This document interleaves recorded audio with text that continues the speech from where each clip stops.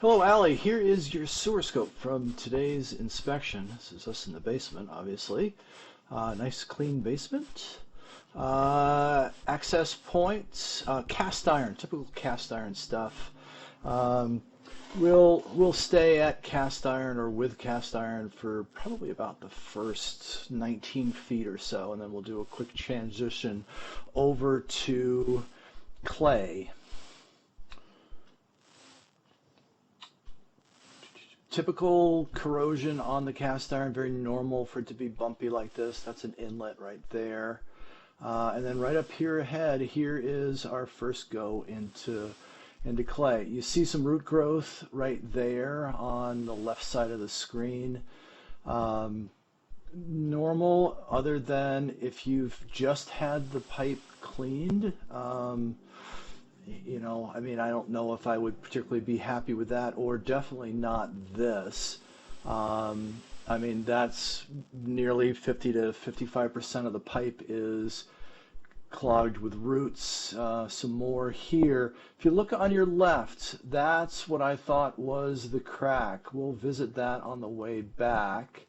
Um, that also on your left right there was originally on my little tiny screen on my more roots um, on my unit, more roots, uh, looked like it was cracked, but ultimately it is, my guess is, I'm not going to say definitively, but it looks to me now like it is root growth. I mean, cutter heads or cabling is only going to clear out so much depending upon the size of the blades that they're using. Um, there's another approach. It's called hydrojetting, just high pressure water. It will definitely clear things out. Um, Let me come back to that. Here is where I stopped. This is as far as I could get, about 66 feet. Notice the offset in the pipe. It's a good solid inch lip right there. I, I do roughly 200, 250 sewer scopes a year. A percentage of those I'm not able to get past an offset like this because it's too great an obstruction. There are some tricks of the trade that you can do running heavy volumes of water, which you'll see that I tried, but was not able to get past it. I think Brian had said that there was another video from the cleaning company. If they've gotten further out or to the city connection, great. You can look at that. But I mean, my question is structurally, how much of an issue is this offset? Um, I wouldn't be overly thrilled if it was my pipe. I think really probably the the initial answer would be that it's going to need more uh, you know, periodic evaluation, coming back um, potentially once a year, once every year and a half to see if it's creating any problems. This is me just running water to see if I can get my camera head to float over it. I ran as much water as I could on the outlets that were not draining directly down on the main sewer stack. A lot of times what I'll do is I'll run the bathtub, which gives me the highest volume of water, flush a couple of toilets, blah, blah, blah. Couldn't do that just because the main sewer stack is right there at that bathroom. So basically I would have gotten covered with water. If I tried to do that, it would have come out.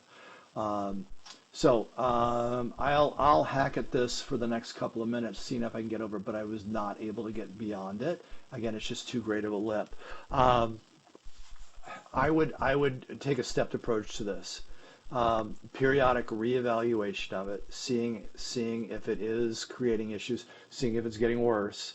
And then if there are problems, I would reach out to a sewer company and, and see if they think it warrants repair, just further evaluation from somebody along those lines. The downside to doing that, obviously, it's, if you ask a barber, do I need a haircut? They're always going to say yes. If you ask a sewer company, do I need to fix this? They're likely going to say yes. But knowing that you have a fair amount of current root growth, one, you want to revisit this pipe, at least in the early stages of owning the house, just to see how quickly the roots will grow back. You don't know how quickly that is. Knowing that there's a lot of mature trees around your house, I would say that it's going to be fairly rapidly. Another reason why you want that kind of stepped up evaluation of the line.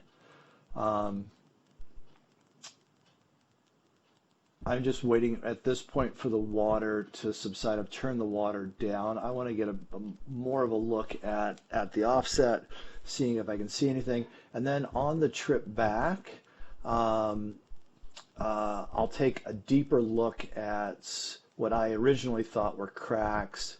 But again, my guess would be that they're roots. So I would say the first step is I would have the pipe cleaned. I mean, that's just me. If I didn't know that the current owners had said that they had the pipe cleaned, I would suggest it anyway, just because of the root growth that was seen on the outbound trip. I would say that it warranted it. If not day one, sometime in the next 6 to 9 months. If not, again, you're going to get to the point where it's starting to catch paper products, damming up, things like that, and then you run the risk of backing up into the house. So I would have it cleaned, and again, when you have it cleaned, I mean, I would say that there is very little, if any, root growth coming through those connection points in the clay.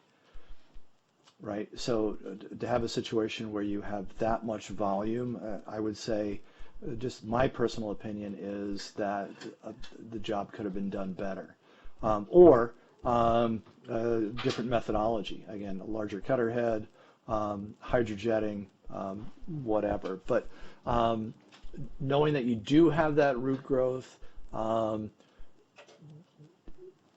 think cleaning it out would be the first step. Or re-cleaning it, if you want to put it that way. And then those areas that are hidden by the roots, then you'll be able to definitively say, okay, yeah, that wasn't a crack. It was just tendrils of roots growing out.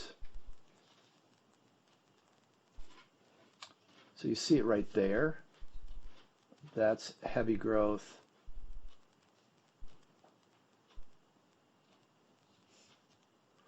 And again, that's this area right there. I thought that was a crack. Kind of has that look to it. But again,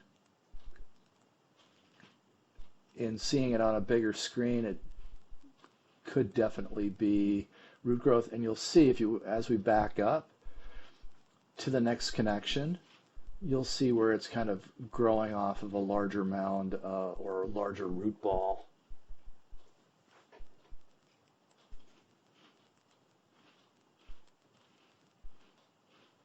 Yeah, so there's the connection point. So maybe it is just coming off of that and then growing out. Again, another one right here.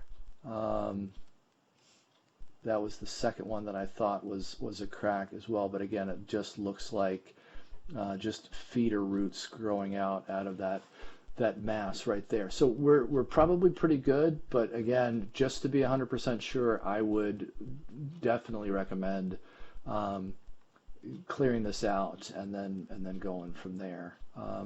Again, just because there's a fairly decent volume of roots growing in. Please read through the written report and reach out to me with any questions or concerns. Know that I'm always available to answer questions. Thank you.